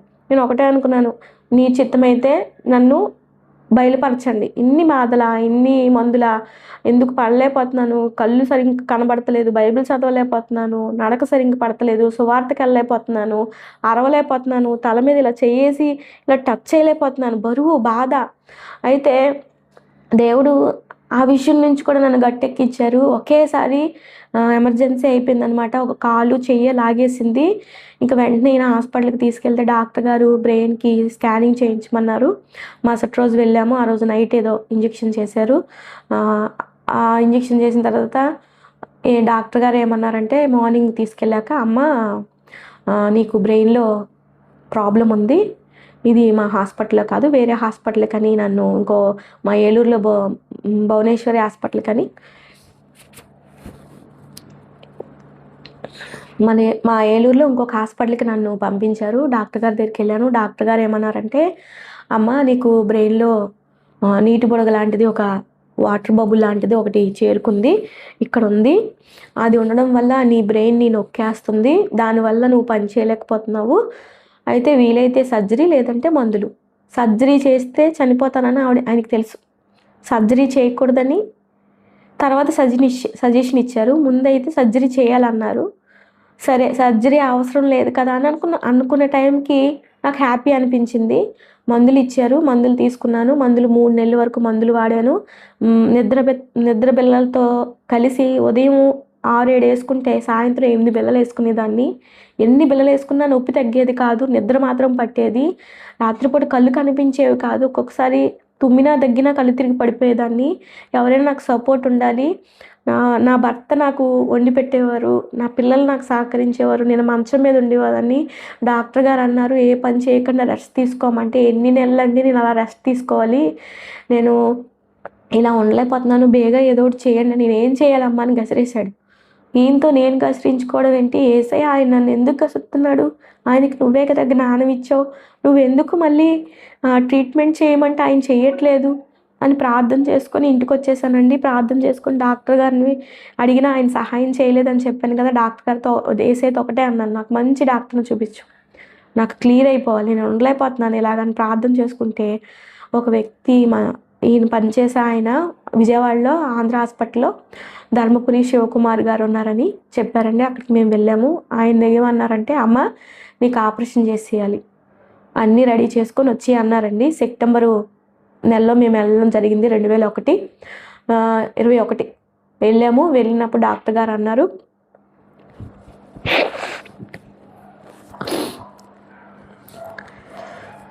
ఆపరేషను పడుతుంది అని అన్నాను కదా అని అంటే, ఇంకా అన్నారు కదా, ఇంకా హెయిర్ తీసానండి. గుండు చేయించేసుకున్నాను. బాగా హెయిర్ అంతా ముందు బేబీ కటింగ్ చేయించుకున్నాను, ఆ తర్వాత హెయిర్ తీసేసుకున్నాను. అయితే అక్కడ అబ్జర్వేషన్లో, అప్పుడు కరోనా టైం అనమాట, జాగ్రత్తగా ఉండాలమ్మా, ఎక్కడికి వెళ్ళకూడదు అని అబ్జర్వేషన్లో 15 రోజులు ఉంచారు. నేను డాక్టర్ గారిని ఇసుకించేస్తుంటే డాక్టర్ గారు అన్నారు, ఏంటి ఎందుకు ఇసుకిస్తున్నావు అంటే, సార్ తలనొప్పి వస్తుంది సార్ అంటే, లేదు నీది ఆపరేషన్ చేయాలంటే 10-15 మంది నీ దగ్గర డాక్టర్లు ఉండాలి, చిన్న చితక ఆపరేషన్ అనుకుంటున్నావా అన్నారు. అప్పటికి నేను ప్రార్థన చేసుకుంటుంటే ఒక ఆవిడికి దర్శనం వచ్చింది, తలకి సిమెంట్ కట్టుకున్నట్టు. అయితే నేనేమనిదానంటే, దేవుడిని, నా కూతుర్నే బ్రతికించిన దేవుడు, నువ్వు సూదెట్టి ఇలా పొడిచేస్తే ఎంతసేపు, నువ్వు ఆపరేషన్ చేయకుండానే అయిపోతుంది కదా యేసయ్య, మీరే ఏదో ఒకటి చేయండి, ఆ డాక్టర్ దాకా ఎందుకు, ఈ బాధ భరించలేకపోతున్నానని పడుకోకుండా ఏడ్చేదాన్ని. అంత ఏడుపు, అంత బాధ, ఇలా దువ్విని కూడా వేయలేకపోయేదాన్ని. అసలు కళ్ళు కనబడేవి కాదు, చాలా ఇబ్బంది పడి బ్రెయిన్ నొక్కేసేది. అప్పుడు డాక్టర్ గారు ఇంకా ఆపరేషన్కి రెడీ చేయడానికి డాక్టర్ గారు రెడీ అయ్యారు. అయిన తర్వాత డాక్టర్ గారు ముందే చెప్పారు, కౌన్సిలింగ్ ఎవరికైనా ఇస్తారు, సాధారణం, ఇంకా చెప్పలేము ఇది అది అని అంటారు, కానీ మాకు ఖచ్చితంగా ఈయన కౌన్సిలింగ్ ఇచ్చారు. ఒక కాలు పనిచేయకపోవచ్చు, బ్రెయిన్ లోని నరాలు చాలా సెన్సిటివ్గా ఉంటాయి, కళ్ళు కనబడకపోవచ్చు, కోమాలోకి వెళ్ళిపోవచ్చు, లేకపోతే చచ్చిపోవచ్చు. ఏదైనా అన్నిటికీ రెడీగా ఉంటేనే ఆపరేషన్కి రెడీ చేయండి, అందరినీ చూపించండి, అమ్మని నాన్నని పిల్లల్ని అందరినీ చూపించేయండి. ఇంకా పిల్ల పరిస్థితి చెప్పలేము, ఎందుకంటే ఇంకా పిచ్చిది అయిపోవచ్చు. మీరు అన్నిటికీ రెడీగా ఉంటేనే సర్జరీ. ఆ పిల్ల తట్టుకోలేకపోతుంది, మందులు వాడినా ఆ పిల్లకి పడదు, ఎందుకంటే బ్రెయిన్లో ఆ బుడగ అనేది నొక్కేయడం వల్ల ఆ పిల్లకి ఇబ్బంది అవుతుంది. ఆ బ్రెయిన్లోంచి తీసేటప్పుడు ఆ బెలూన్ పగిలినా సరే బ్రెయిన్లోకి వాటర్ వెళ్ళిపోద్ది అనేసి అన్నారు. ఈయన నా దగ్గరకు వచ్చారు. వచ్చిన తర్వాత నేను ఒకటే అన్నాను, ఎందుకు ఏడుస్తున్నావు అంటే, నేనేమి ఏడలేదు కాదు, నువ్వు ఏడ్చావు, నువ్వేం బాధపడక, నేనైతే ఏడవను, దేవుడు మనకు తోడుగా ఉన్నాడు. నేను ఒకటే చెప్తా, పిల్లల్ని జాగ్రత్త చూసుకో, నువ్వు వేరే పెళ్లి చేసుకో, కానీ ఏ విషయంలో అయినా సరే దేవుళ్ళో ఉండండి అని చెప్పేసి, నేను ఆ రోజు తెల్లవారు నన్ను 15వ తారీఖు తెల్లవారు తీసుకెళ్లారు. 5:30కి వెళ్ళాను థియేటర్లోకి, 12:30కి వచ్చాను. 5:30 అయితే ఒక అరగంట వదిలేయని ప్రాసెస్ ఉంటుంది. 6, 7, 8, 9, 10, 11, 12:30, 7:30 గంటల ఆపరేషన్ చేశారు. నా దగ్గర ఖచ్చితంగా ఒక 16-17 మంది డాక్టర్లు ఉన్నారు. నాకు ఎక్కడి నుంచి అంటే, ఇక్కడి నుంచి ఇక్కడికి 24 కుట్లు, ఇక్కడి నుంచి ఇక్కడికి 11 కుట్లు. అది కూడా మీకు ఫొటోస్ సెండ్ చేస్తాను, చూడండి. కానీ డాక్టర్ గారు లేగవగానే గోబ్ మీద కొట్టి, నీ పేరు ఏంటని అడిగితే జ్యోతి అని చెప్పాను. కాలు కదిపన్నారు, కాలు కదిపాను, వేలు కదిపంటే వేలు కదిపాను. ఒక్క లోపం కూడా రాలేదు. నాతో పాటు సర్జరీ చేయించుకున్న వాళ్ళు కాలు వంకరగా వేసి నడుస్తుంటే, నువ్వు మాతో పాటు చేయించుకుని నీకు ఎంత వంకర కూడా రాలేదని అక్కడ సాక్ష్యం దేవుడిని కనపరిచాను. నాకు ఒక్క స్థితి కూడా రాలేదు. కానీ దేవుడి పరిచయంలో కొన్ని విధాలు అనేక చోట్ల సువార్తకి వెళ్ళినప్పుడు కొద్దిగా బలహీన పడతాను, కానీ దేవుడు తన బలం చేత నన్ను నడిపిస్తున్నారు.